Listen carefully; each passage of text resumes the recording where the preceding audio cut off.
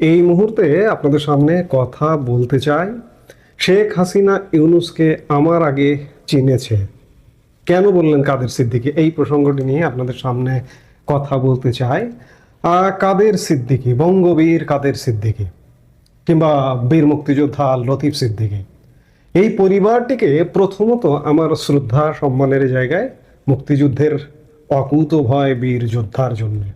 দ্বিতীয়ত, এই পরিবারটির ভাইয়ে ভাইয়ে যে অসাধারণ বন্ডিং, এটিও আমার শ্রদ্ধার সম্মানের আরেকটি কারণ।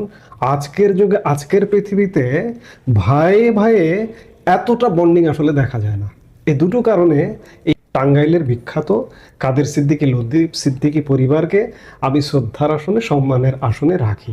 আবার মুক্তিযোদ্ধা, মুক্তিযুদ্ধের বীর সেনানী, এই মুক্তিযুদ্ধের বীর সেনানীর আবার নেতিবাচক দিকও আছে, আমার অপছন্দের দিকও আছে বঙ্গবীর কাদের সিদ্দিকীর। বিশেষ করে বঙ্গবীর কাদের সিদ্দিকী জামাতের সাথে কিছু কার্যক্রম, কিছু অংশগ্রহণ, সেগুলো দেখে আমি কখনো কখনো পীড়িত হয়েছি।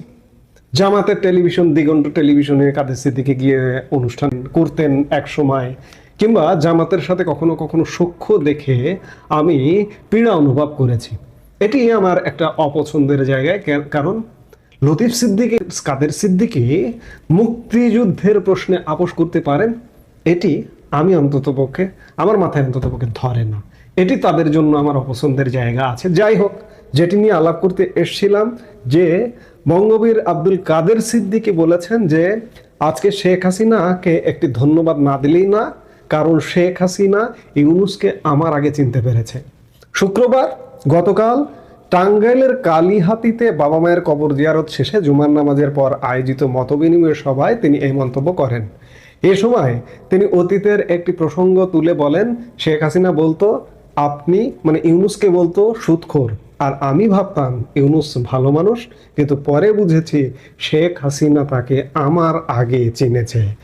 বঙ্গবীর কাদের সিদ্দিকীর এক চমৎকার উপলব্ধি। শুধু বঙ্গবীর কাদের সিদ্দিকীরই এই উপলব্ধিটা না, এই উপলব্ধিটা আজকে সারা বাংলাদেশের মানুষের। শেখ হাসিনা সত্যিকার অর্থেই বাংলাদেশের প্রতিটি নাগরিকের আগে এই যে একটা জালিম ইউনূসকে সবার আগে চিনেছেন। কাদের সিদ্দিকী যে উপলব্ধি করলেন, সেই উপলব্ধিটা বাংলাদেশের অনেক মানুষের ছিল। নোবেল বিজয়ী, প্রথম বাংলাদেশি একজন নোবেল বিজয়ী, সবাই ভেবেছিল বা ভেবেছিলাম, আমরাও ভেবেছিলাম, আমিও ভেবেছিলাম যে লোকটা তো বেশ পৃথিবী বিখ্যাত পুরস্কার জিতে আসে, এর চেয়ে বড় ব্যক্তি আর বাংলাদেশে কে হতে পারে। কাদের সিদ্দিকীর কণ্ঠে সুর মিলিয়ে বলতে হয় যে আমরা আসলে বাংলাদেশের আপামর জনসাধারণ ভাবতাম ডক্টর ইউনূস একজন ভালো মানুষ, কিন্তু গত 16 মাসে আমাদেরকে চিনিয়ে দিয়ে গেলেন যে ডক্টর ইউনূস কতটা নিকৃষ্ট মানুষ। গত 16 মাসে প্রমাণিত হয়ে গেছে ইউনূস আসলে একটা নিকৃষ্ট মানুষ। এই সরকারটা যেটা, সেটা একটা দখলদার সরকার। ইউনূস আপনার আমার দেশের ভাগ্যের পরিবর্তন করতে আসেনি, এটা হচ্ছে একদম সোজা কথা। এসেছেন নিজের ভাগ্য পরিবর্তন করতে। অবিশ্বাস্য দ্রুততায় নিজের অপরাধের যে মামলাগুলো ছিল, সেই মামলাগুলো থেকে খারিজ করে নিয়েছে। নিজের ব্যবসা প্রতিষ্ঠানের নামে নানা সুযোগ সুবিধা হাসিল করে নিয়েছে। অন্যদিকে দেশের ব্যবসা বাণিজ্য লাটে উঠিয়েছে। দেশের কয়েকশো শিল্প প্রতিষ্ঠান বন্ধ করে লাখ লাখ মানুষকে পথে বসিয়ে দিয়েছে। গত 16 মাসে নতুন কোনো শিল্প প্রতিষ্ঠান বাংলাদেশে গড়ে ওঠেনি। প্রতি মাসে লাফিয়ে লাফিয়ে রপ্তানি আয় কমছে। আইন শৃঙ্খলা পরিস্থিতি বর্তমানে বাংলাদেশের যে অবস্থা, বন জঙ্গলে এতটা খারাপ থাকে না। এভাবে চললে দেশ পুরো অচল হয়ে যেতে আর সময় লাগবে না। অন্যদিকে দেশের রাজনৈতিক দলগুলো ইউনূসের এসব কাজে বিরোধিতা না করে উল্টো সমর্থন দিচ্ছে, যার কারণে দখলদার ইউনূস সরকার কর্তৃক স্বাভাবিক রাজনৈতিক কর্মসূচি পালন করতে বাধাপ্রাপ্ত দল আওয়ামী লীগ ভরসার আর এক নাম হয়ে উঠেছে দিনকে দিন। আমরা গত 13 তারিখের লকডাউনে সেই প্রমাণটা পেয়েছি। কারণ বিগত 16 বছরে আমরা এমনটা ছিলাম না, আজকে যে অবস্থায় বাংলাদেশে নেমে গেছি এমনটা ছিলাম না। তাই মানুষের মুখে বহুলভাবে উচ্চারিত হচ্ছে যে আগেই ভালো ছিলাম।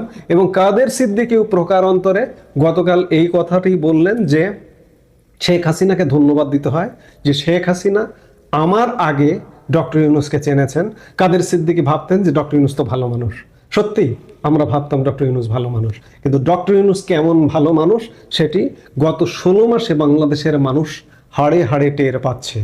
সত্যি শেখ হাসিনাকে ধন্যবাদ দিই আমি আমার এই বক্তব্য থেকে, যে আসলেই ধন্যবাদ প্রধানমন্ত্রী, নির্বাসিত প্রধানমন্ত্রী শেখ হাসিনা, আপনার অপেক্ষায় বাংলাদেশ প্রহর গুনছে, আপনি কবে আসবেন। এই মুহূর্তে কথা শেষ করছি, সবাই ভালো থাকুন, সুস্থ থাকুন। আশা করি বিষয়টি বুঝতে পেরেছেন। এই নিয়ে আপনার গুরুত্বপূর্ণ মন্তব্যটি অবশ্যই কমেন্ট বক্সে জানিয়ে দিবেন। ধন্যবাদ।